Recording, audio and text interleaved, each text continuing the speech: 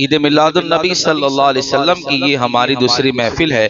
किसी शायर ने बड़ा प्यारा शेर कहा कि महबूब की महफिल को महबूब सजाते हैं, आते हैं वही जिन्हें सरकार बुलाते हैं, आते हैं वही जिन्हें सरकार बुलाते हैं। फरमाया गया ये मुस्तफ़ा जाने रहमत की जानिब से हमें चुन लिया गया कि हम सरकार की मिलाद की महफिल में शिरकत करें। हुजूर मुहद्दिस दहलवी अब्दुल हक मुहद्दिस दहलवी के खानदान में एक बुजुर्ग हुए, शाह वलीउल्लाह मुहद्दिस दहलवी। आप फरमाते हैं मिलाद की महफिल के हवाले से, कहते हैं कि मैं एक दिन हरम की जमीन पर था, यानी मक्का मुकर्रमा में, जब ये लोगों की हुकूमत नहीं थी और नबी करीम अलैहिस्सलाम का जो घर था, जहां सरकार का विलादत से लेकर बाकी जो नबूवत की जिंदगी के हालात, ये सब जहां सरकार की विलादत हुई, सरकार की जवानी के दिन जहां गुजरे, वो अपने असली हालत में था। फरमाते हैं ये बात तकरीबन 150-200 साल पुरानी है। ये लोग कहते हैं ना कि ये मिलाद तो अभी अभी सुन्नियों ने निकाला है, तो ये इनके लिए बहुत बड़ी बात है कि जिनको तुम भी मानते हो। हाँ, मानता तो हर एक इंसान है, हकीकत में मानना उसी को कहा जाएगा कि उसकी तुम बात मानो। हाँ, उसकी तुम बात मानो, उसी को मानना कहा जाएगा। कहते हैं कि जिस वक्त मैं वहां था, वो इत्तेफाकन जो तारीख थी वो शब विलादत की तारीख थी। यानी जब हमारे यहाँ भी हर साल सरकार के करम से हम बड़ी महफिल करते हैं आखिरी रात को, वही रात थी। मैंने देखा, कहते हैं कि सरकार के मकान में लोग जमा होकर महफिल मिलाद कर रहे थे, महफिल मिलाद कर रहे थे। अब चूंकि वो तो वली थे और उनकी निगाह का क्या शान कि हम जो नहीं देख सकते वो देखते हैं। वो कहते हैं कि मैंने देखा कि जहां मिलाद पढ़ा जा रहा था, जहां दुरूद पढ़ा जा रहा था, जहां सरकार के खसाइस का तस्करा किया जा रहा था, मैंने देखा कि आसमान से लेकर सरकार सल्लल्लाहु अलैहि वसल्लम की मुबारक घर की छत पर नूर ही नूर नजर आ रहा था। आप फरमा रहे थे, गोया कि ये था कि आपके मिलाद की महफिल जहां हो रही थी, वहां रहमतों का नूर उतर रहा था। ये वही महफिल है। हाँ, ये और बात है, हम हदीसों में पढ़ते हैं फरिश्ते आते हैं कि नहीं आते, शबे कदर में भी आते, हमने नहीं देखा। और ये जो सीसीटीवी कैमरों में कभी वीडियो आते हैं वो फरिश्ते नहीं होते, इंसान को नहीं दिखता और सीसीटीवी कैमरे में आ जाता है। तो ये सब हकीकत नहीं है, हम नहीं देख सकते, असली सूरत में तो इंसान देख ही नहीं सकता। तो फरमाते हैं इसी तरह जैसे हम उनको नहीं देख सकते, लेकिन आज भी मिलाद की महफिल हो, नूर नजर आता है। हम जैसे फरिश्तों को नहीं देख सकते, ऐसे ही हम जो है अल्लाह के प्यारे नबी की महफिल मिलाद में नूर को नहीं देख सकते जो उतर रहा है। ये वो मिलाद की महफिल है जहाँ दुरूद पढ़ा जाता है। और यही बात हम आगे चलाते हैं कि दुरूद एक आयत करीमा, यानी कल जो आयत पढ़ी थी मैंने उसमें ये बताया था कि अल्लाह ने क्या फरमाया कि खुद मैं भी ज़ाते बारी ताला और फिर फरिश्ते, और फिर कहा ए ईमान वालों तुम भी पढ़ो। अब इससे मुराद क्या है मैं उसको थोड़ा बताता हूँ। मुराद इससे ये है, फरमाया कि अल्लाह ने यहाँ उससे मुराद ये है कि जब ये कहा जाए कि ए ईमान वालों रब भी और फरिश्ते भी दुरूद पढ़ते हैं, तो ये फरिश्तों का दुरूद जो है रब की तरफ से जो भेजा जाता है वो क्या है। तो मैंने कल थोड़ी सी बात बताई थी कि जैसे हम खड़े होकर किसी ने कह दिया अस्सलातु वस्सलाम अलैका या रसूलल्लाह, या दुरूद पढ़ लिया, ये हमारा भेजना है, ये हमारा दुरूद क्या है। अब इस चीज से रब पाक है, इस चीज से रब पाक है, तो फिर मतलब क्या कि यहाँ जो कहा गया भेजता है, यानी रब और फरिश्ते दुरूद पढ़ते हैं, तो इससे मुराद क्या है। इंसान पढ़ता है, जबान हिलाता है, रब की ये शान नहीं। और हमारा यही अकीदा है कि अल्लाह जिस्मानियत से पाक है, जगह मकान से पाक है, ये हमारा अकीदा, ये अकीदा जरूरी है। अगर कोई एक जगह माने रब के लिए तो उसका ईमान नहीं रहेगा। तो फिर यहाँ मतलब क्या है? तो फरमायागा रब का दुरूद भेजने का मतलब ये है कि महबूब पर रहमतें भेजना। महबूब पे क्या? रहमतें भेजना। समझ में आया? आज तक यही कि भाई रब भी भेजता है। मतलब क्या है? तो आज हमें पता चला कि रब की वो रहमतें होती हैं जो खास होती हैं। जैसे कभी ये होता है कि शबे कदर की रात में खुसूसी रहमतें उतरती है, शबे बारात में उतरती है, होता है कि नहीं होता? ये जो रहमतें हैं अब हम वो नहीं जानते, फिर वो कहेंगे कैसे है, कैसी होगी? तो मैं कहता हूं ये तेरी शान नहीं, इसको पहचान तो मुस्तफा जाने रहमत ही सकते हैं। जैसे सरकार अबू बकर सिद्दीक से मेरे आका ने कहा था, मेरी हकीकत को मेरे रब के सिवा कोई जानता ही नहीं है। हुजूर की हकीकत को रब के सिवा कोई नहीं जानता। मतलब ये कि फरिश्ते भी नहीं जानते हैं। तो ये रहमतें जो भेजी जाती है उससे मुराद हम नहीं समझ सकते। बस ये है कि रब का जो भेजना है दुरूद वो हमारी तरह नहीं है। रब रहमतें भेजता है। हर बात हर घड़ी को पहले से बेहतर बनाना होता है। जैसे कुरान ने कहा वलल आखिरतु खैरुल लका मिनल ऊला, ए महबूब तेरी आने वाली घड़ी पिछली घड़ी से बेहतर है। मतलब क्या? अब भी वो शान आयत की बाकी है। ऐसा नहीं कि हयात थे तभी, कयामत तक हर दिन बढ़ता जाएगा। महबूब कहा तेरी आने वाली घड़ी बेहतर ही होगी, चाहे कोई गुस्ताख पैदा हो और सरकार की बेअदबी करे तो बेअदबी करने से शान नहीं घटती है। इसलिए कि कुरान ने कह दिया वरफाना लका जिक्रक, महबूब हमने तेरे जिक्र को बुलंद कर दिया। अगर कोई शैतान गुस्ताखी करे तो समझ जा वो अपने नस्ब का पता दे रहा है, वो अपनी नस्ल का पता दे रहा है। वो कह रहा है कि मैं हलाली नहीं हूं। इसलिए कि कुरान ने कहा सनीम, जो महबूब की गुस्ताखी करे वो हलाली हो सकता ही नहीं है। यानी अगर कोई ये कहे कि हम ये कह देंगे, हम उनके बारे में ये कह देंगे, हम इस्लाम को दबा देंगे, तो कहा इस्लाम में अल्लाह ने लचक को रखा है। जितना दबाओगे उतना ही निकलता चला जाएगा, इतना ही उभरता चला जाएगा। तो ये जो सरकार की शान है दुरूद भेजने, मतलब ये कि रहमतें आना पिछली घड़ी आने वाली घड़ी से बेहतर होती हैं।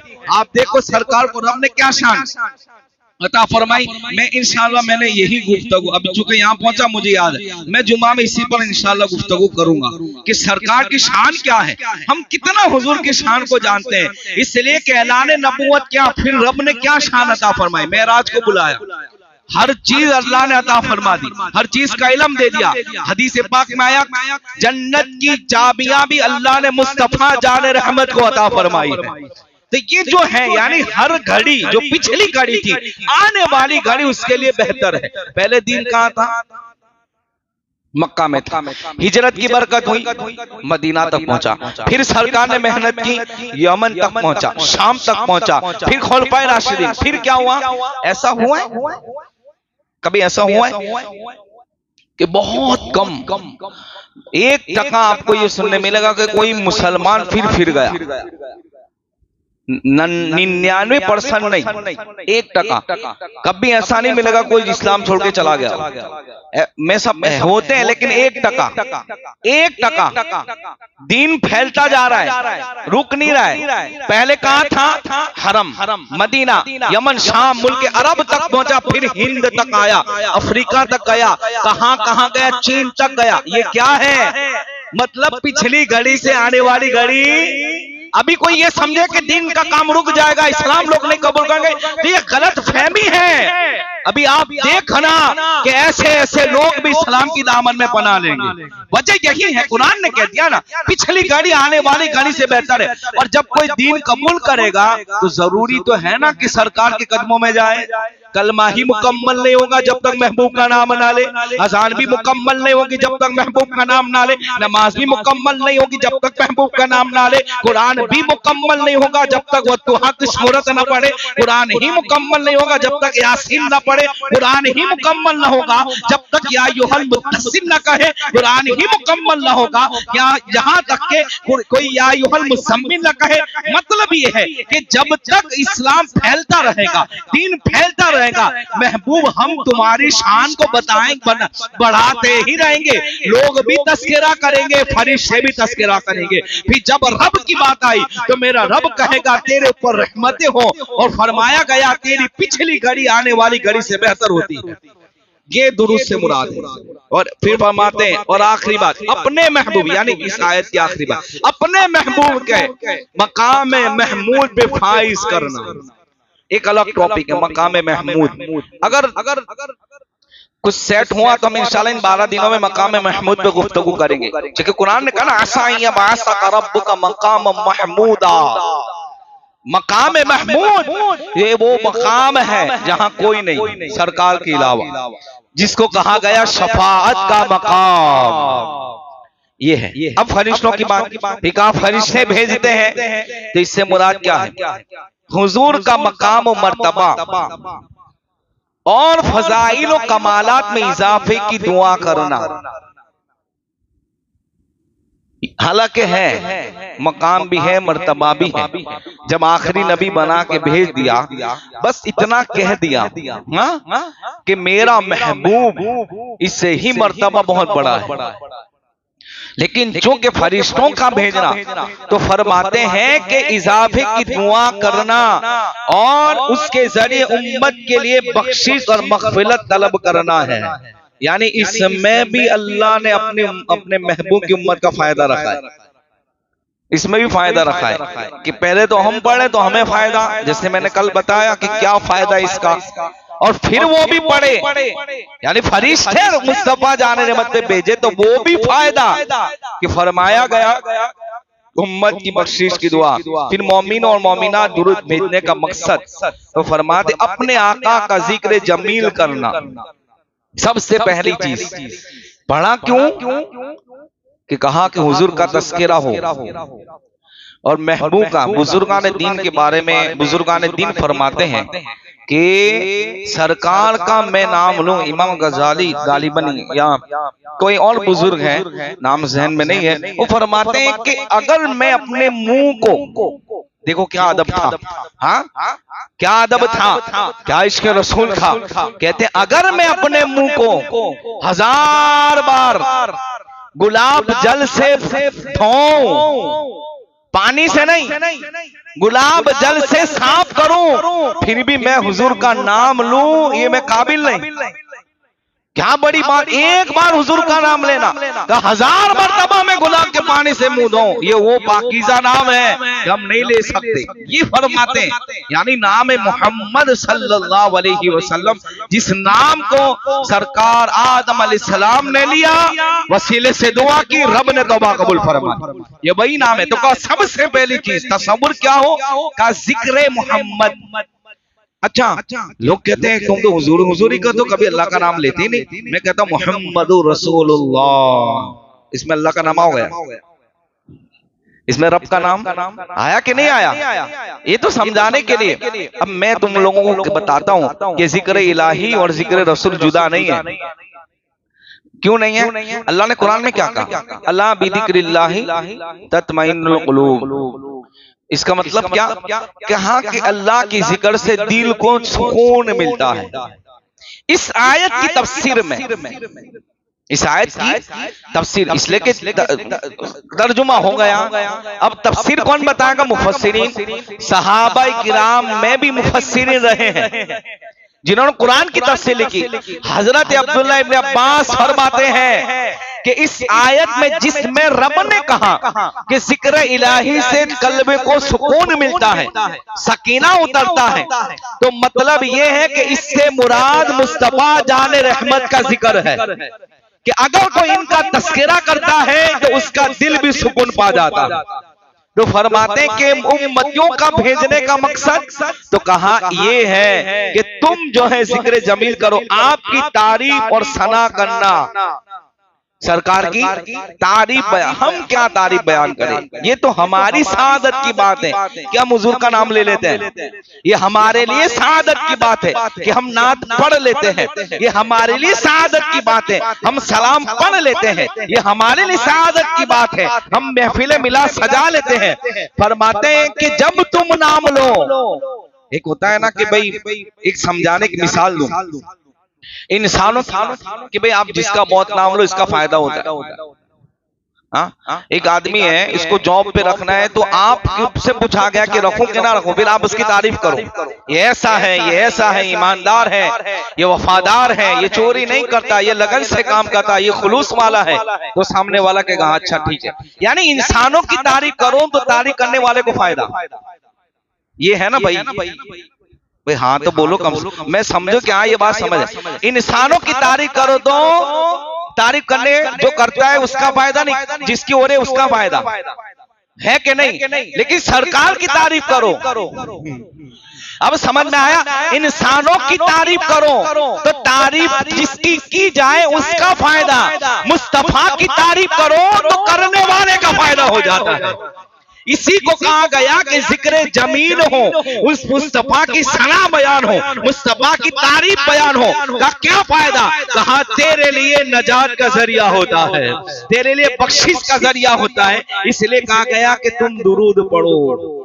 हजरत अबू बकर सिद्दीक से सरकार ने फरमाया, हदीस याद आई, कहा कि ये जो बंदा है, कोई साहब थे वहां, सरकार ने इनके इशारा करके फरमाया ये जो बंदा है इसकी नेकियां इतनी लिखी जाती हैं जितनी जमीन पे इंसान है। तो कहा के अब सरकार अबू बकर सिद्दीक चुके, क्या कहना आपका तकवा, जहां इश्क रसूल है वहां तकवा भी, वहां इबादतें भी आपकी है। तो फरमाया कि आका वजह क्या है?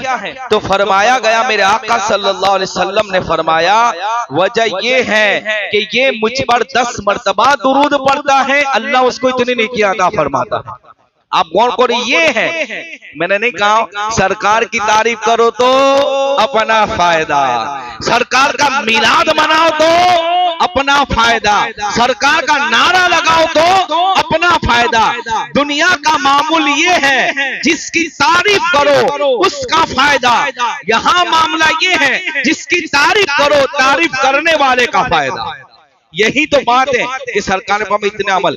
इमाम शिबली फरमाते हैं कि मेरे घर के पड़ोस में एक शख्स था, जब वो फौत हुआ तो बुजुर्गान दिन के ख्वाब में ऐसे वाकयात बहुत बेशुमार है। कि मैंने ख्वाब में इसको देखा, तो कहा क्या मामला हुआ? तो कहा जब मुनकर नकीर कब्र में आए, मुनकर नकीर, एक बात हमेशा याद रखना, पहले ईमान शर्त है, फिर हर अमल। ईमान नहीं होगा तो फिर समझ लो जैसे इब्लीस के सजदे थे वैसे होंगे, मतलब वैसे से मुराद कि बगैर ईमान कबूल कोई चीज होगी। अगर किसी के पास ईमान नहीं और वो दुरूद पढ़ता है तो कोई फायदा, ईमान शर्त है ना, ईमान शर्त है, यानी ये फायदा, यानी जन्नत में वो नहीं जाएगा, पहले ईमान हो, ईमान के बाद हर अमल, और अमल में सबसे मकबूल बुजुर्गान दीन फरमाते दुरूद शरीफ है। इमाम शिबली कहते हैं कि मैंने पूछा क्या मामला हुआ? कहा मुनकर नकीर आए थे, मेरी जबान बंद हो गई, मैं नहीं बोल सका। जब वो मुझसे पूछ रहे थे तो मेरी जबान बंद हो गई, बोलना चाह रहा था, बोल नहीं पा रहा था। फिर कहता है कि अचानक मेरे सामने बहुत खूबसूरत शक्ल जाहिर हुई, और जिसकी वजह से मेरा मुंह भी खुल गया, और कहता है कि मुझे सवाल और जवाब में भी मदद की। जब मैंने उस हसीन सूरत से पूछा बता तू कौन है, तो वो कहने लगी मैं तेरा दुरूद हूं जो पढ़ता था तेरी कब्र में अच्छी सूरत में आया हूं। ये दुरूद की बरकतें होती है। सरकार के सहाबा यानी कहते हैं ना कि वो पढ़ते थे कि नहीं पढ़ते थे, तो वो तो यूं पूछते थे कितना पढ़ूं, वो क्या पूछते थे कितना पढ़ूं। तो फिर सरकार क्या कहते थे? नहीं थोड़ी देर पढ़ने का, फिर नमाज भी है। कहा फरमाया कि 1/3 कहते हैं, यानी 1 हिस्सा। सरकार कहते हैं और इजाफा कर दो, तुम्हारे लिए बेहतर है। कहा मैं 2/3 पढ़ूंगा, 2/3 हिस्सा यानी दिन के 4 हिस्से, उसमें आधा दिन पढ़ूंगा। फिर सरकार ने कहा और इजाफा करो तो तुम्हारे लिए बेहतर है। कहा 3 हिस्से पढ़ूंगा। फिर आका ने कहा अगर ये बात न होती तो सरकार रोक देते। तवज्जो है इस हदीस पर, रोक दिया जाता। कहा नहीं, कहा 1 हिस्सा का बढ़ाओ, 2 3, फिर कहते और बढ़ाओ तो तुम्हारे लिए बेहतर है। तो फिर कहते मैं पूरा दिन आप पर दुरूद पढ़ूंगा। ये दुरूद है, ये क्या है? अब आखिरी बात, अब सरकार को हम सलाम करते हैं, इस पे भी लोगों को पेट दुखता है कि खड़े होकर सलाम पढ़ते हैं। ताज़ीम ये बहुत बड़ा टॉपिक है, मैं नहीं बता सकता। एक चीज कुरान में कहा तो आज सिरू व तो व तो सब बुकरतम व असीला, 26वें पारे में आयत है। क्या फरमाया? महबूब की ताज़ीम और तौकीर करो। कह दिया कुरान ने इज्जत ताज़ीम नबी की करो। कैसे करनी है ये नहीं बताया। जैसा तेरा इश्क। हाँ, अब देखो किसी के 4-5 बेटे हैं, सब तो नहीं होते, लेकिन एक बेटा है जो बहुत ताज़ीम करता है बाप की, उसके दिल में और बाप की मोहब्बत है। तो जैसे आदमी जैसा आपके साथ बिहेवियर जैसा रखता सामने वाले के साथ पेश आता है ना कि भाई कैसे, तो इससे पता चलता है कि आपके दिल में उसकी इज्जत कितनी है। यही मामला है कि तुम्हारे दिल में महबूब की ताज़ीम कितनी है, कि वो लोग थे कि ये 1000 बार भी मुश्क के गुलाब वाला मुश्क से मुंह धोए फिर भी हम नाम ना ले। ये उनका अकीदा और ताज़ीम और इश्क़ रसूल था। हुई कि नहीं ताज़ीम? एक हदीस पढ़ दो बड़ी प्यारी। बताओ गुस्ल की हालत में कुरान को छूना और मस्जिद में जाना हराम है? हराम है ना? हजरत गालिबन अबू हुरैरा रज़ियल्लाहु ताला सरकार आए, आप ऐसे रास्ते से चले गए। हाँ, सरकार ने पूछा कि मुलाकात नहीं की? कहा मुझ पे गुस्ले जनाबत था, मेरा इश्क नहीं गवारा नहीं करता कि मैं इस हालत में मिलूं भी। हालांकि कोई आपने नहीं कहा था ऐसा नहीं करना, लेकिन चूंकि इश्क रसूल था। एक सहाबी है जो सरकार के सवारी का कजावा सेट करते थे, यानी जो सीट होती है ऊंट पर और घोड़े पर बैठने, इसको कजावा कहते हैं। वो उनका ड्यूटी थी, उनकी खिदमत थी कि वो सरकार के कजावे को सवारी के सेट करते थे। एक दिन इत्तेफाक से उन्होंने नहीं किया, दूसरों ने किया। सरकार ने उनको बुलाया, कहा कि आपने सेट नहीं किया, इसलिए कि वो हमेशा करते थे। तो पता चला कि मैं जिस पर बैठा हूं उन्होंने सेट नहीं किया, उन्होंने नहीं रखा, तो उनको बुलाया। अब कहता हूं ये ताज़ीम बताई किसने थी? ये ताज़ीम सिहाबा ने हमें बताई थी। उन्होंने कुरान में ये नहीं पढ़ा था, कुरान में तो इतना ही पढ़ा था कि महबूब की ताज़ीम करो। अब जैसी तेरी मोहब्बत, जैसी तेरी अकीदत, तू ऐसे कर।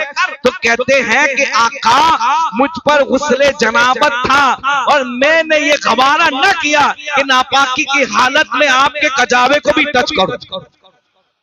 इसको कहते हैं ताज़ीम।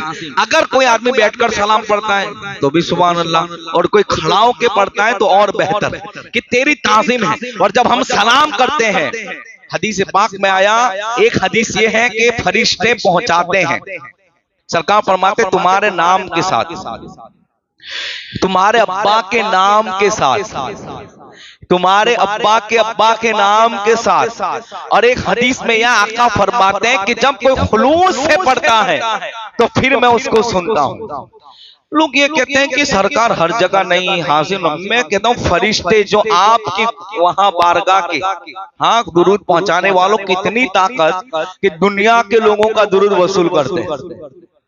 आज यहाँ महफिल नहीं है, अल्हम्दुलिल्लाह हमारी सुन्नी मस्जिदों में महफिल हो रही है। हाँ, कहीं बयान नहीं, कहीं हो रहा है। पूरी दुनिया में मिलाद की महफिल हो रही है। एक ही वक्त में हिंदुस्तान में तो दुरूद पढ़ा जा रहा है और सबको वो लेकर बारगाह रिसालत में जाते हैं। जब इनकी ये शान है तो मुस्तफा की शान का आलम क्या होगा। और फिर कहा कि तुम सलाम करते हो, मैं अपने सलाम को सुनता हूं, मैं उसको वसूल करता हूं, मैं उसका जवाब भी देता हूं। इसलिए तो बुजुर्गान दीन का मामला ये था। अल्लामा अब्दुल हक मुहद्दिस, बस एक आखिरी बात सुन ले। अल्लामा अब्दुल हक मुहद्दिस देहलवी फरमाते, बड़ी प्यारी अकीदे की बात है, लेकर जाना, याद भी रखना। अब्दुल हक मुहद्दिस देहलवी 1000 बार मैंने इनका तारुफ यहाँ किया है कि कौन हस्ती है। बस ये समझिए कि हिंद की सरजमीन पर सरकार के फरमान को पहुंचाने वाली ये हस्ती है, जिनको सब मानते हैं। इन्होंने बहुत सी किताबें लिखी, मदारिज नुबुव्वा लिखी, अखबारुल अखियार जो आपकी किताब है, उसके आखिरी सफ़े पर आप क्या लिखते हैं? क्या लिखते हैं? एक इंसान है ना, बहुत पूरी जिंदगी उसने दिन का काम किया, तो ये सोचता है कि चलो अल्लाह के दिन का काम किया है, मेरे लिए जरिया नजात हो सकता है। किसी आदमी ने मस्जिद बनवा दी इस नियत से कि चलो आज मस्जिद बनवाई, मेरे लिए जन्नत में जाने का जरिया हो सकता है। होता है कि नहीं? आमाल पे इंसान थोड़ा बहुत भरोसा रखना ही चाहिए, थोड़ा नहीं रखना ही चाहिए, लेकिन आमाल से घमंड नहीं होना चाहिए कि भाई मैं अपने 5 टाइम, ये 5 टाइम सब पढ़े न, जे ना पढ़े इसको हकीर भी नहीं समझना, ये रब की तौफीक है। लेकिन आदमी ये सोचता है कि मैं मस्जिद बना दूं, मेरी जन्नत फिक्स हो जाए, सोचता है ना। आपने पूरी जिंदगी इतना बड़ा काम किया कि फरामीन रसूल को हिंद लाए, कितना बड़ा काम, पूरी जिंदगी खिदमत की, किताबें लिखी।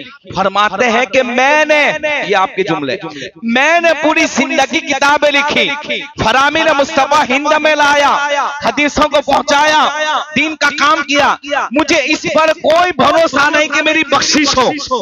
फरमाते भरोसा इस पर है कि मैं मिलाद की महफिल करता हूं, सुभान अल्लाह, मिलाद आ गई। अब्दुल हक मुहद्दिस देहलवी फरमाते हैं मैं मिलाद की महफिल करता हूं, और जब महफिल खत्म होती है मैं खड़े होकर सलाम पढ़ता हूं। ये अमल ऐसा है कि मुझे जरूर रब की बारगाह में बख्शवा देगा। यानी सलाम पढ़ना, अब्दुल हक मुहद्दिस देहलवी फरमाते अलैहि रहमा कि ये अमल ऐसा है, दुरूद और सलाम, कि मुझे यकीन है कि रब मेरी जरूर बख्शिश फरमाएगा। इसलिए महफिल सजाई जाती है। अल्लाह हम सबको इसकी बरकत अता फरमाए।